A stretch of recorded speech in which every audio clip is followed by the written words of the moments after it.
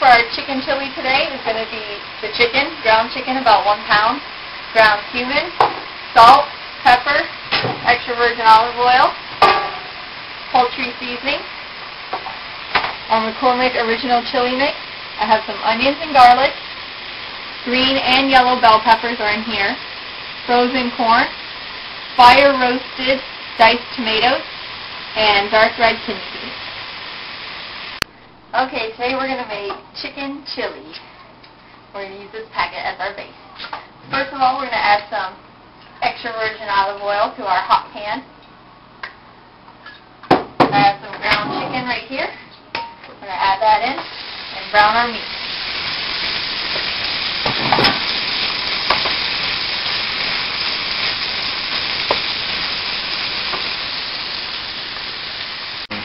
Now that our meat's starting to brown a little bit, we're going to add our spices and our seasoning. We're going to add a little bit of cumin, about that much, some poultry mix,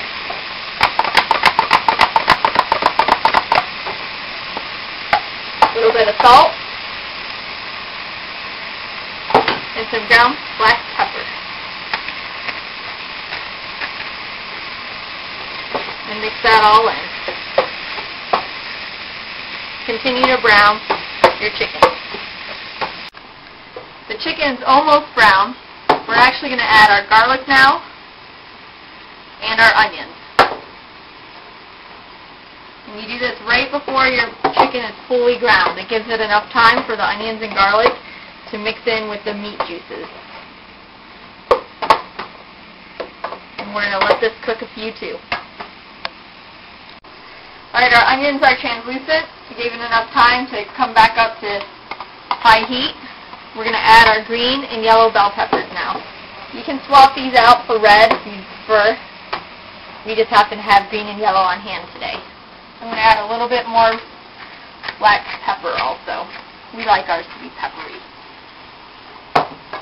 We're going to let this cook down a little bit more, come back up to high heat, and add our next ingredient.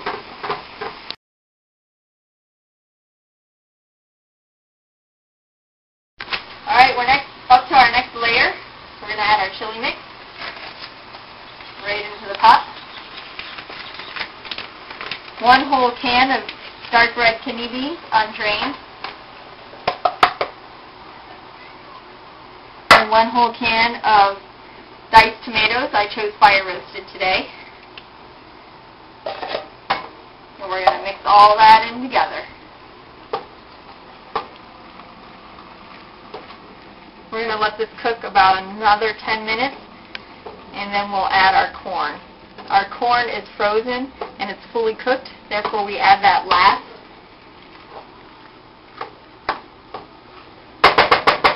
And we'll let that cook. Okay, our chili's been bubbling for about 5 minutes. We're going to add our frozen corn. This will lower the temperature a little bit, so we're going to have to bring it back up to a boil. Let it cook with the corn for about another 10 minutes, and you'll be done. Serve with cheese, onions, sour cream, any other topping you like. It's great on baked potatoes and fries, too. Thank you.